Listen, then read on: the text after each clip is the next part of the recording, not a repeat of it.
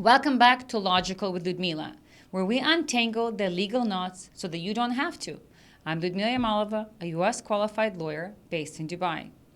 In each episode, we break down complex law into clear, practical insights that you can actually use. In today's episode, we will explore Dubai's new mediation framework, changes that are set to redefine how disputes are resolving moving forward. This shift comes with the recently enacted Dubai Mediation Law, being Dubai Law number 9 of 2025. At a high level, this law amends 10 articles of the original law, number 18 of 2021, on mediation or conciliation in the Emirate of Dubai. So how exactly does this new law reshape the landscape? By enhancing enforceability, expanding scope, clarifying procedure, and increasing oversight. From a structural standpoint, these amendments allow the Center for Amicable Settlement Disputes, it's called CASD, that's the acronym, to mediate and settle family or personal status disputes, with some exceptions, and also give authorized conciliators or mediators through the same CASD or the center, or delegate entities the power to ratify settlement agreements so that they become executory documents, legally enforceable, without going via judge ratification. Why were these amendments needed? There are a few factors and reasons at play that required for the modifications and for the specific amendments. So, for example, they were necessary to modernize the legal regime and increase efficiency. The old law, which was law number 18 of 2021, had key limitations. Even after agreements and conciliation, you needed to still have it ratified by a judge in order for it to be enforceable. That obviously added delay, cost, and uncertainty. Also, previously, many disputes, especially family and personal status disputes, often lingered in courts, taking time to resolve. Parties often felt that mediation lacked actual real weight. Since it was voluntary, it was not always effective. More broadly, there has been institutional push towards mediation and other alternative dispute resolution, or ADR, methods. So courts, governments, and government agencies and private firms are all calling for faster, cheaper, and less adversarial options. In fact, since 2022, the Legal Affairs Department of Dubai has partnered with the European ADR Center to build mediation capacity in the Emirate by training government employees, lawyers, and the wider business community in mediation skills. It's worth noting that I am also now a certified mediator under the same program. And this momentum is not limited to onshore Dubai. The DIFC has also introduced reforms that place strong emphasis on mediation. So these local reforms in Dubai align with and build upon broader developments at the federal level. So once again, what we're talking about today, we're just talking about the Dubai mediation framework. And Dubai is just only one of the Emirate in the UAE. So at a federal level as well, there are a number of mediation laws and mediation framework that's a federal framework within which Dubai operates. So in addition to the Emirate-based or Dubai-based mediation laws, there's a number of federal laws. So for example, the Federal Law number 6 of 2021 already sets out a nationwide framework for mediation and conciliation of civil and commercial disputes, including provisions for mediator lists, neutrality, and registration. Alongside this, legal and legal institutional training programs have continued to expand, with both government and professional bodies investing in mediation skills and infrastructure. At the same time, private mediation centers are now also being formally regulated through licensing, premises requirements, and even insurance obligation under the recent resolutions. And perhaps most telling of all is the public awareness of mediation, which is growing. More and more parties now expect mediation to feature in dispute resolution clauses or even to be required as a step for litigation. So it's also kind of worth mentioning, or stepping up and looking at the mediation's role in the West, particularly in the United States. And that is one of my sort of own personal subjects that I've kind of held dear, because I've been practicing the UAE now for 17 years, and mediation until recently has not really been much of a topic. In fact, it hasn't really it hasn't really been very effective in terms of bringing parties together. And there are a number of reasons for that, and perhaps it's a subject for a different podcast. But ultimately, having practiced in the U.S. and having witnessed and been involved in a number of successful mediations, I've sort of personally myself always wished for mediation to become more of an integral part of the UAE legal practice. And lo and behold, this also why I got certified by the Legal Affairs Department recently as a mediator. But the European Center on ADR that chairs the mediation practice and mediation framework in Dubai actually was trained and is sort of bases its techniques and its competency on the West mediation system, and specifically the U.S. mediation system. So for example, mediation in the U.S.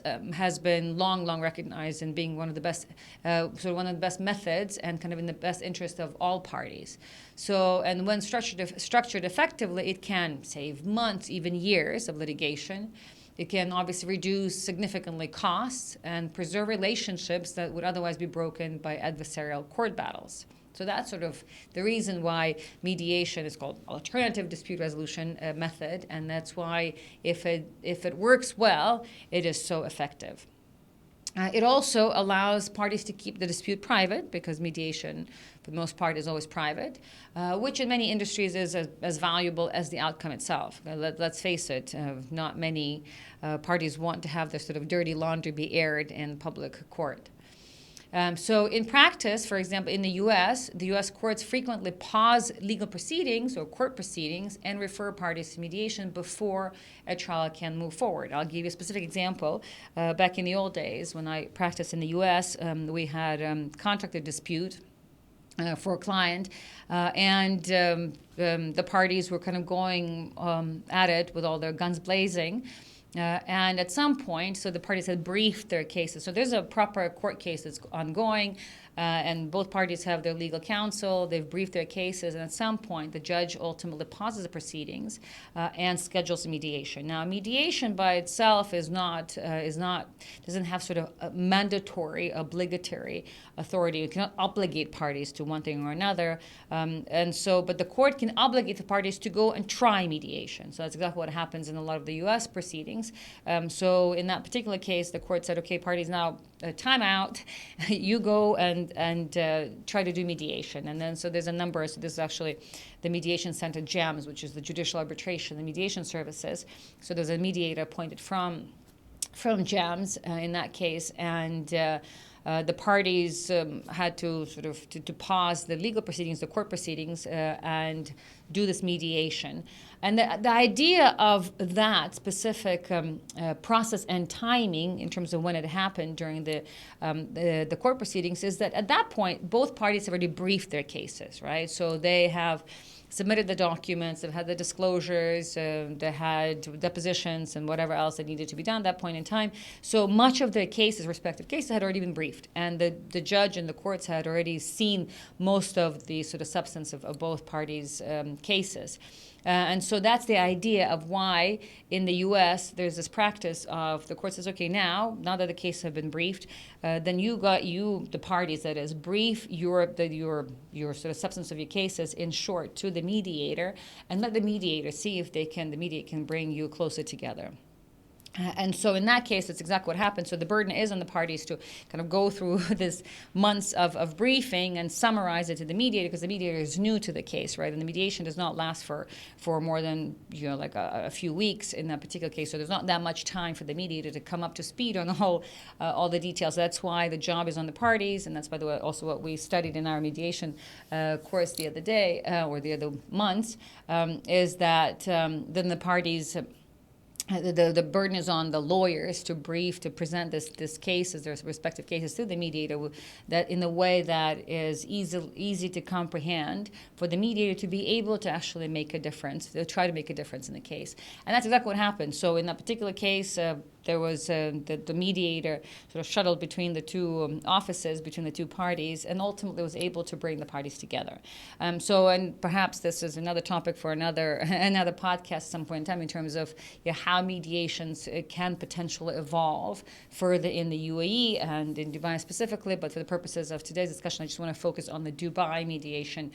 The laws, and specific as I'm talking about laws because there was a law from 2021 and there's a new law now in this year, but ultimately there's a series of laws and there's a mediation framework that we're discussing. But that's just kind of to demonstrate a specific example of why mediation is not just helpful, but why in certain jurisdictions like the US, for example, mediation is a mandatory step in a lot of the proceedings. And that's sort of what we perhaps would expect. And by the virtue of the recent amendments, what we are seeing is being introduced in the Dubai mediation framework as well. As I mentioned earlier, so the mediation techniques, the current sort of international, if you will, mediation techniques, and the ones that are being introduced and sort of trained in the UAE are based on what's called the GEMS, and that's the Judicial Arbitration and Mediation Services that were founded and still predominantly sort of based in the U.S. And that's the major driver of the success of mediation in general, because it has now become the world's largest private alternative dispute resolution provider. So JAMS has built a reputation for highly skilled mediators, often retired judges or senior lawyers, who bring credibility, neutrality, and deep subject matter expertise to the process. So which means is what? So this is, remember, this is private mediation. So it's a group of, it's like an association or an organization, a group of I guess they don't necessarily have to be legal practitioners, but a group of individuals are qualified to be mediators as per GEMS.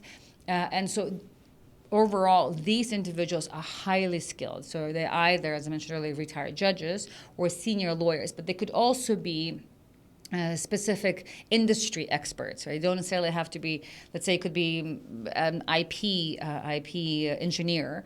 So it's specific industry expert, not necessarily a legally qualified person. So because this body of mediators is comprised of highly skilled professionals, the idea here is that they will be able to resolve these disputes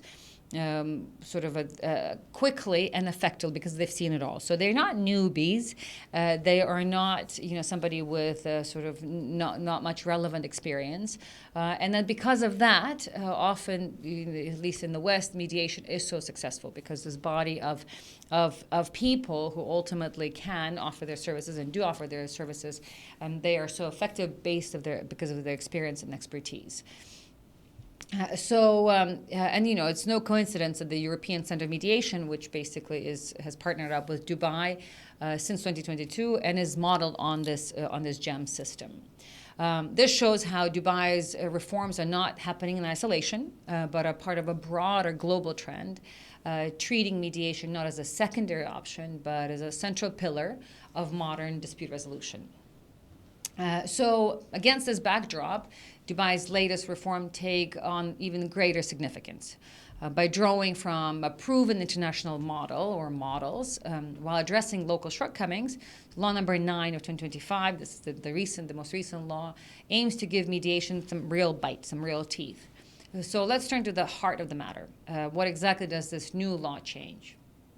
So under the previous framework, which was law number 18 of 2021, which is still in effect, except 10 of its articles have now been supplemented with a new law. So mediators had limited authority to make settlement agreements directly executable. So which that means is if the parties had agreed on a settlement and the agreement was drafted, the mediators didn't have the authority to make that document itself to be an executable instrument.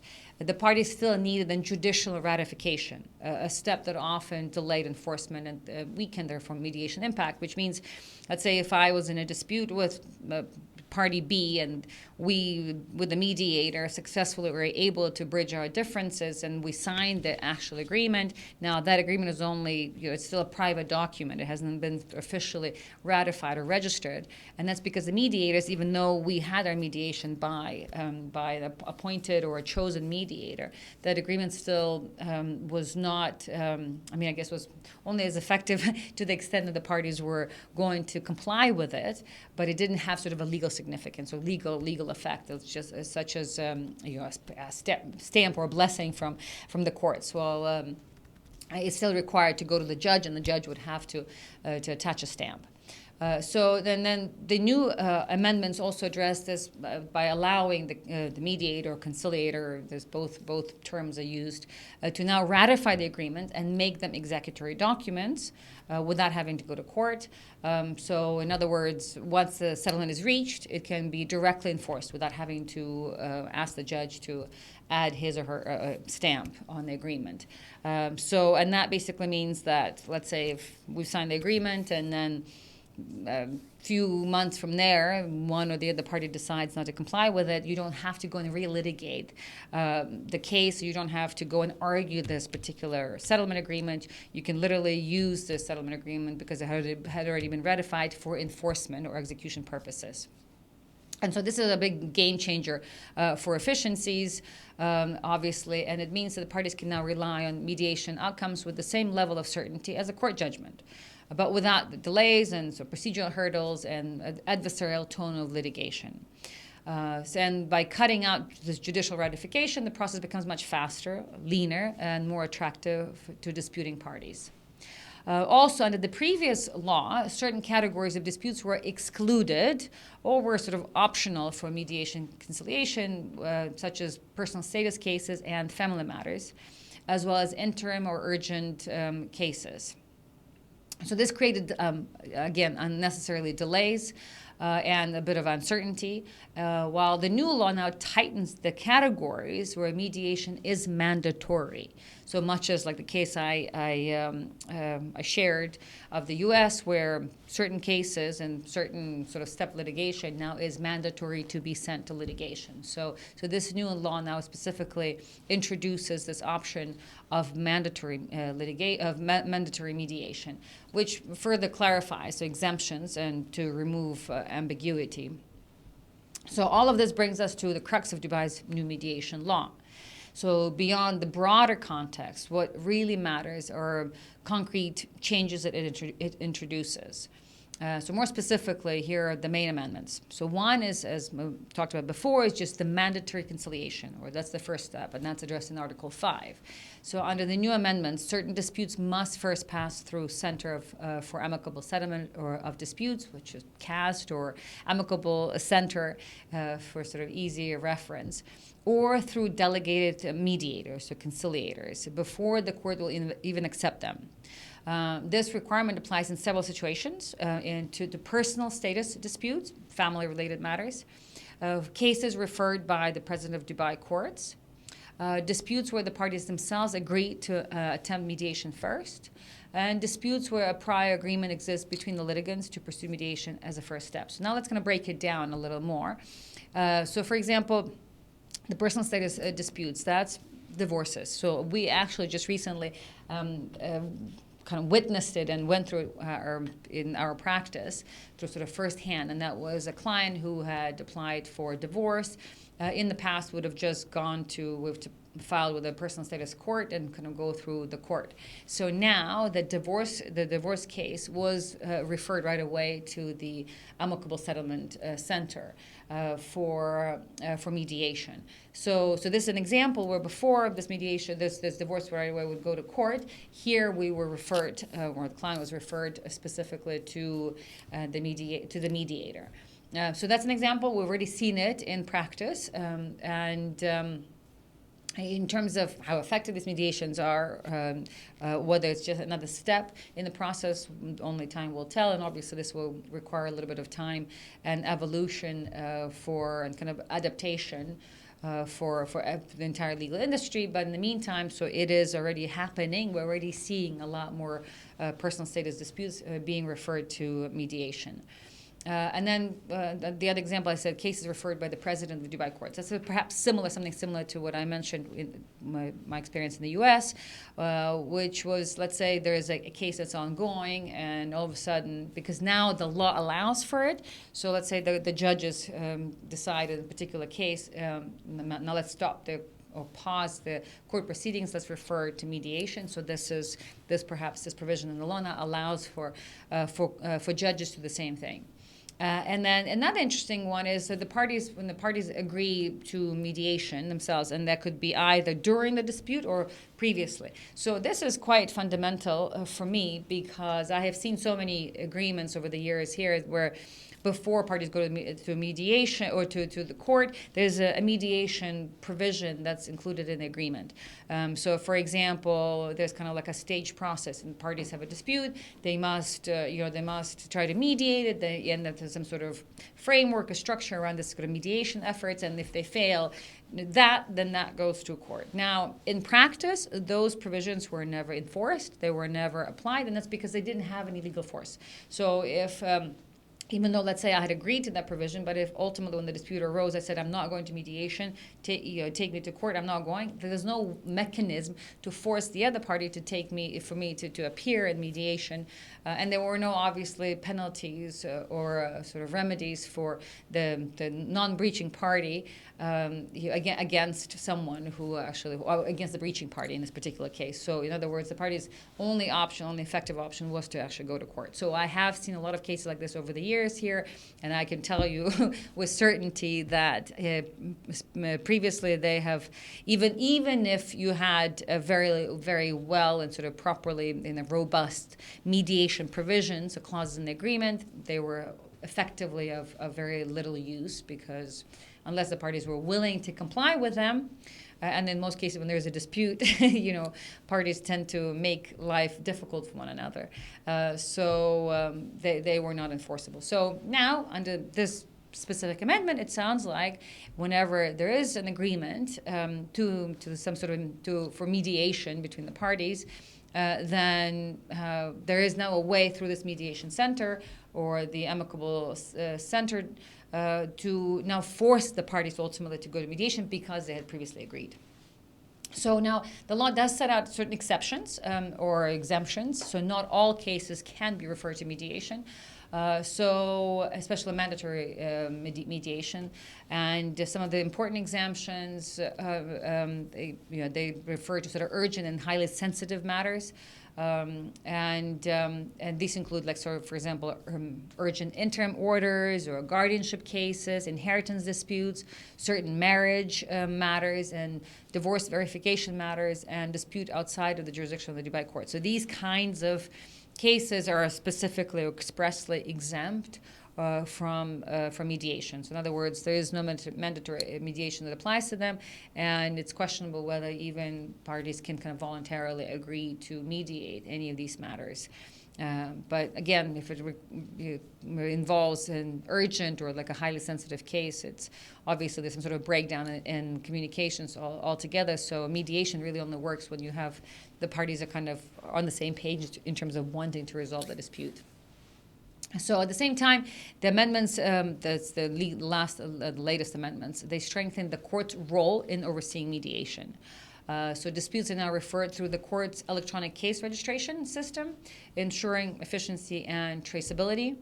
And the process itself is supervised by a competent judge who provides judicial oversight to guarantee fairness and accountability throughout the mediation process. So this too is important because mediation, generally speaking, is sort of deemed as a private, an alternative to the court, so alternative to the more formal forum. That's why it's called ADR, or alternative dispute resolution. So therefore, sometimes, depending on the jurisdictions, there could be kind of a mismatch between, okay, so this is a private forum, but how effective is this private forum or any documents or any agreements that stem from this private forum adjudication in terms of its actual legal enforcement or legal validity. So here, as per the Dubai law, it will still be kind of all under the umbrella of the Dubai courts and sort of managed and supervised and overseen and also managed through its court portal. So now we have seen that in the case I shared with you earlier about the divorce case,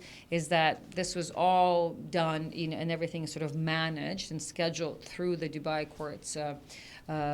Court portal, so which is in many ways sort of similar, it's a fairly seamless process, so it's very similar to how you would now be managing your court proceedings in Dubai through the online platform, which is highly efficient and technologically advanced. So mediation is not a separate, for the time being at least, is not a portal, but as part of the Dubai courts. So also the law addresses another key feature, and that's the ability of the center, this amicable dispute center, to delegate certain functions, certain mediation, conciliation functions.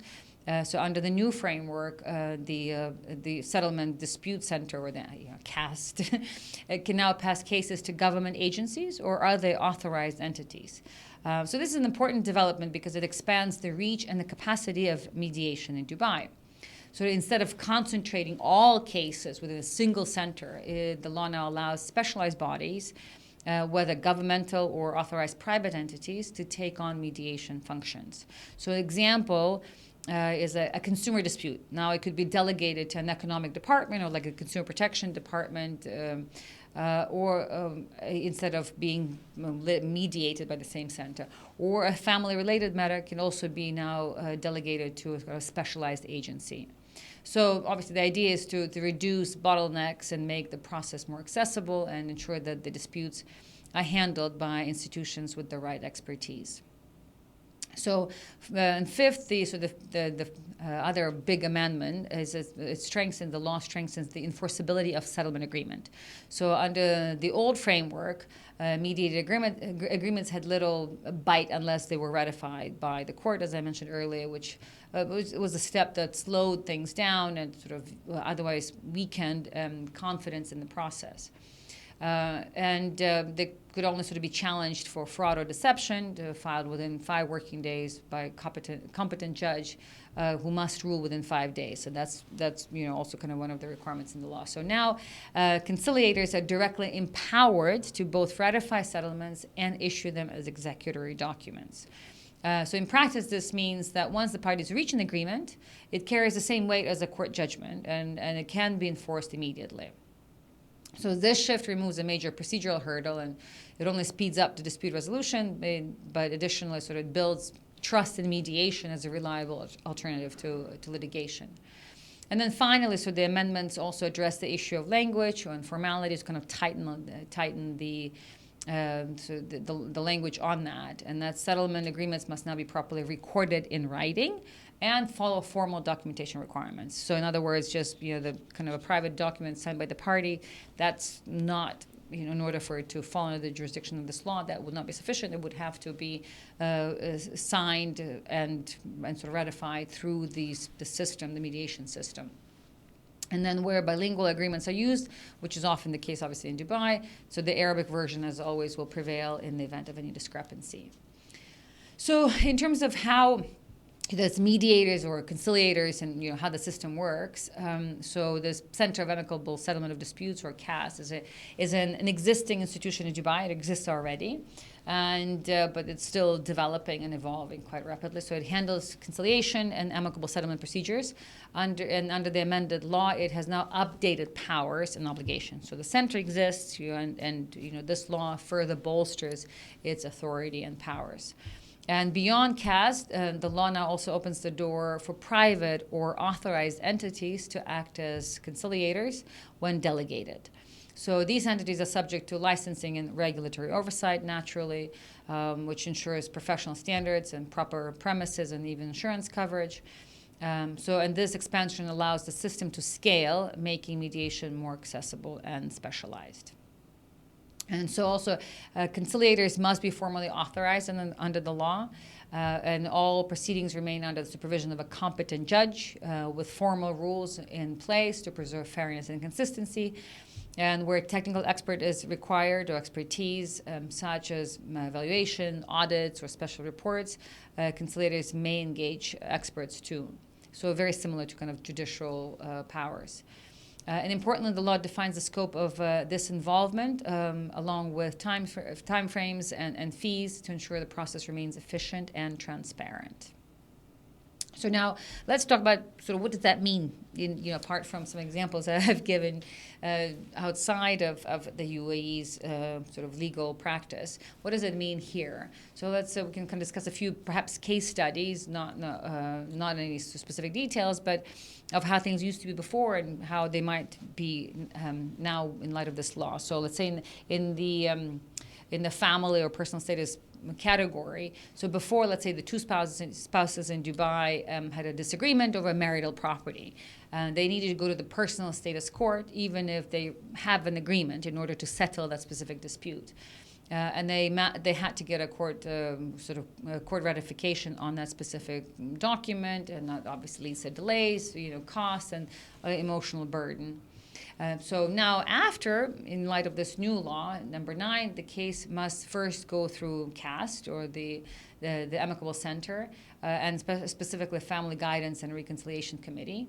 And if agreement is reached, then via conciliator, then the agreement can be ratified directly as executor instrument and skipping extra court steps. So that's in the family dispute. Another case study, for example, could be another dispute that's generally would be referred by Dubai courts. So it's a claim filed in Dubai courts, and it could proceed, in the past it would proceed immediately through litigation, and conciliation was only optional, which basically meant often it was a non-event.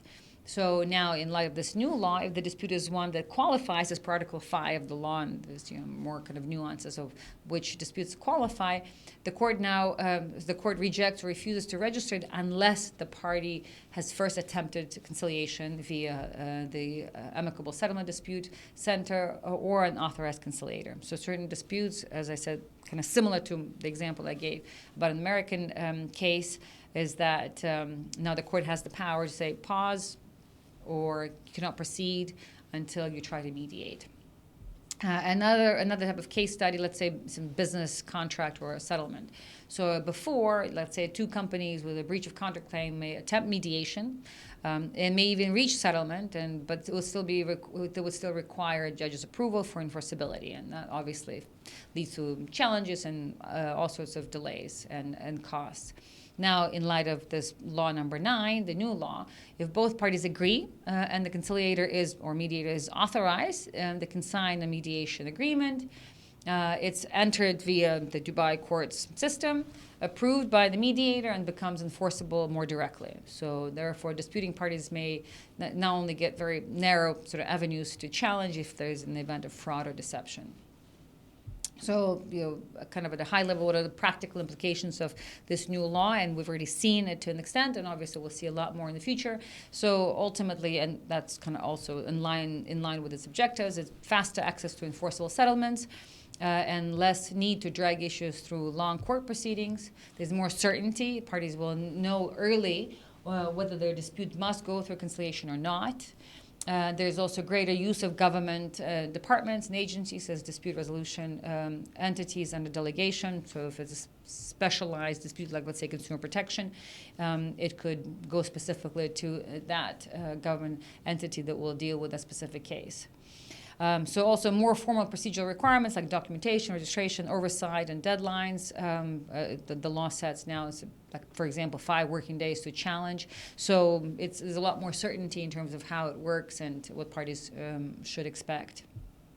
And therefore, also in terms of practical applications, now this means that legal practitioners will need to kind of update their contracts, and the parties need to be mindful and perhaps consider this point in drafting their own contracts and then devising their own sort of agreements, and that's to include, or at least to bear in mind, this mediation that, first of all, it's now an option, so they may want to, and that would benefit for them to include it and make sure that it's sort of included and drafted in the right way. And if they don't do it, at least so that they know that they may have to still go through mediation even if the contract does not address it. Okay, so in conclusion, Dubai's new mediation law, which is law number 9 of 2025, introduces 6 major reforms that reshape how disputes are resolved in the Emirate. So it's one is this mandatory conciliation for certain disputes through the Amicable Settlement Center before courts will hear them. 2, there are certain exemptions for urgent, sensitive, or out of jurisdictions matters to avoid unnecessary delays. 3, there's judicial oversight via the court's electronic portal with a competent judge supervising the process. 4, delegation of functions to government agencies and authorized private entities, expanding capacity. 5, stronger conciliation powers, including the ability to ratify settlement agreements and issue them as executory documents, making outcomes directly enforceable. And then 6, formalities and language rules requiring agreements to be formally recorded with Arabic prevailing in case of discrepancy. So together, these changes elevate mediation from a secondary option to a central pillar of dispute resolution in Dubai. Faster, more reliable, and aligned with global best practices. So Dubai's Law Number 9 of 2025 is more than just a tweak. It's a substantive reform of the conciliation mediation process. And for individuals, businesses, and legal advisors alike, this law demands more than just awareness. It requires careful process design, stronger preparation, and clearer understanding of which disputes now fall under the mandatory ADR, or alternative dispute resolution. So in short, success in Dubai's new dispute resolution landscape will depend on how well the parties will adapt to mediation as the new norm. That's all for this episode of Lawgical with Ludmila. If you found this episode useful and you like what we do, you can always find more on our website. That is lylawyers.com. We're also on Apple Podcasts and Spotify. And for the full experience, you can watch our video podcast on YouTube. Until next time, stay informed, stay safe, and keep things logical.